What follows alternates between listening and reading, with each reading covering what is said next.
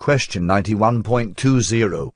Questioner, the second observation is that we have a wand which has been seen as the power of the will. Will Ra comment? Answer, I am Ra. The concept of will is indeed pouring forth from each facet of the image of the matrix of the mind. The wand as the will, however, is, shall we say, an astrological derivative of the outreaching hand forming the, shall we say, magical gesture. The excellent portion of the image which may be seen distinctly as separate from the concept of the wand is that sphere which indicates the spiritual nature of the object of the will of one wishing to do magical acts within the manifestation of your density. Question 91.21. Questioner, the hand downward has been seen as seeking from within and not from without and the active dominance over the material world. Would Ra comment on that? Answer, I am Ra. Look again, O student. Does the hand reach within? Nay. Without potentiation the conscious mind has no inwardness. That hand, O student, reaches towards that which, outside its unpotentiated influence, is locked from it. Question 91.22. Questioner, the square cage represents the material illusion and is an unmagical shape. Can Ra comment on that? Answer, I am Ra. The square, wherever seen, is the symbol of the third density illusion and may be seen either as unmagical or, in the proper configuration, as having been manifested within, that is, the material world given life. Question 91.23. Questioner, the dark area around the square, then, would be the darkness of the subconscious mind. Would Ra comment on that? Answer, I am Ra. There is no further thing to say to the perceptive student. Question 91.24. Questioner, the checkered portion would represent polarity? Answer, I am Ra. This also is satisfactory. Question 91.25. Questioner, the bird is a messenger which the hand is reaching down to unlock. Can Ra comment on that? Answer, I am Ra. The winged visions or images in this system are to be noted not so much for their distinct kind as for the position of the wings. All birds are indeed intended to suggest that just as the matrix figure, the magician, cannot act without reaching its winged spirit, so neither can the spirit fly lest it be released into conscious manifestation and fructified thereby. Question 91.26. Questioner, the star would represent the potentiating forces of the subconscious mind. Is this correct? Answer, I am Ra. This particular part of this image is best seen in astrological terms. We would comment at this space-time that Ra did not include the astrological portions of these images in the system of images designed to evoke the archetypical leitmotifs. Question 91.27. Questioner, are there any other additions to card number 1 other than the star that are of other than the basic archetypical aspects? Answer, I am Ra.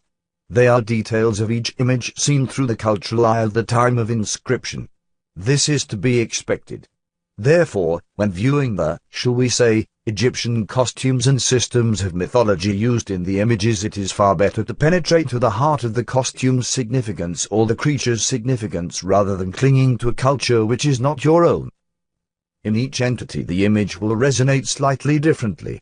Therefore, there is to desire upon Ra's part to allow for the creative envisioning of each archetype using general guidelines rather than specific and limiting definitions. Question 91.28. Questioner, the cup represents a mixture of positive and negative passions. Could Ra comment on that? Answer, I am Ra. The otic portions of this instrument's physical vehicle did not perceive a significant portion of your query. Please re-query. Question 91.29.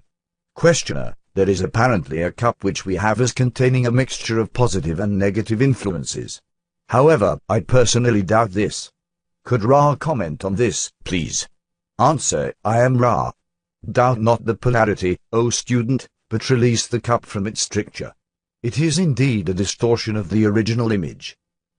Question 91.30. Questioner, what was the original image? Answer, I am Ra. The original image had the checkering as the suggestion of polarity. Question 91.31.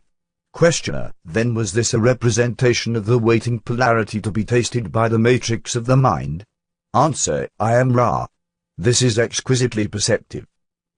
Question 91.32. Questioner, I have listed here the sword as representing struggle. I am not sure that I even can call anything in this diagram a sword. Would Ra comment on that? Answer, I am Ra. Doubt not the struggle, O student, but release the sword from its stricture.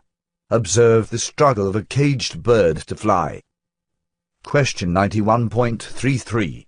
Questioner, I have listed the coin represents work accomplished. I am also in doubt about the existence of the coin in this diagram. Could Ra comment on that, please? Answer, I am Ra. Again, doubt not that which the coin is called to represent, for does not the Maga strive to achieve through the manifested world? Yet release the coin from its stricture. Question 91.34. Questioner, and finally, the magician represents the conscious mind. Is this correct? Answer, I am Ra. We ask the student to consider the concept of the unfed conscious mind, the mind without any resource but consciousness.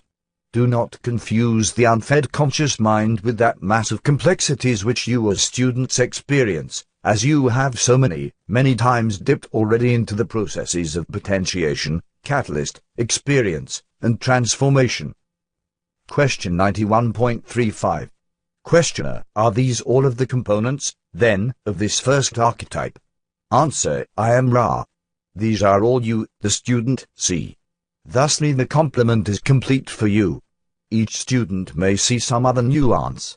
We, as we have said, did not offer these images with boundaries but only as guidelines intending to aid the adept and to establish the architecture of the deep, or archetypical, portion of the deep mind. Question 91.36. Questioner, how is the knowledge of the facets of the archetypical mind used by the individual to accelerate his evolution? Answer, I am Ra. We shall offer an example based upon this first explored archetype or concept complex. The conscious mind of the adept may be full to bursting of the most abstruse and unimaginable of ideas, so that further idation becomes impossible and work in Blu-ray or indigo is blocked through overactivation.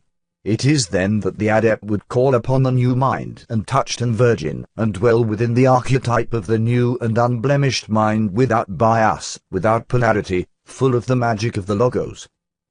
Question 91.37.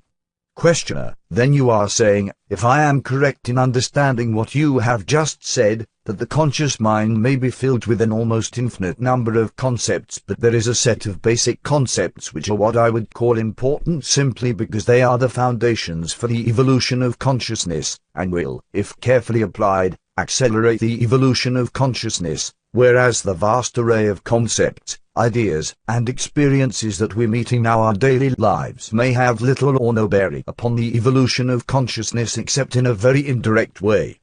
In other words, what we are attempting to do here is find the motivators of evolution and utilize them to move through our evolutionary track. Is this correct? Answer, I am Ra.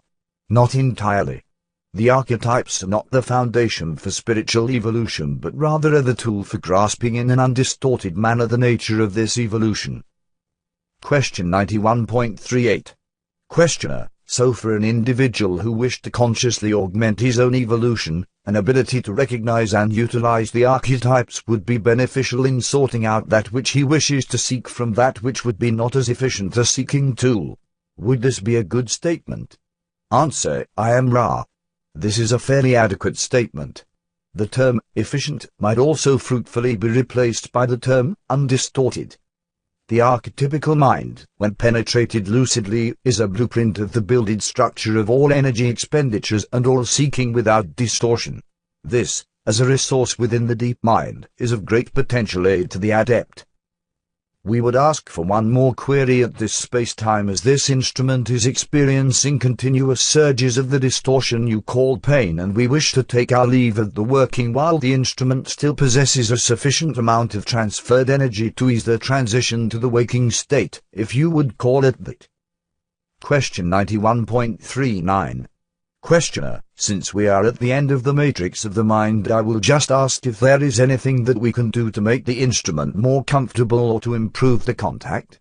Answer, I am Ra. Each is most conscientious. The instrument might be somewhat more comfortable with the addition of the swirling of the waters with spine erect.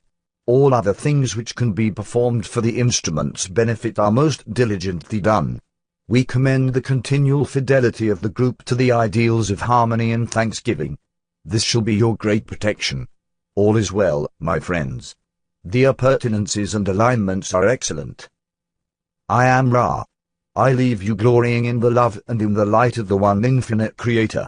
Go forth, then, rejoicing in the power and the peace of the one infinite Creator. Adonai.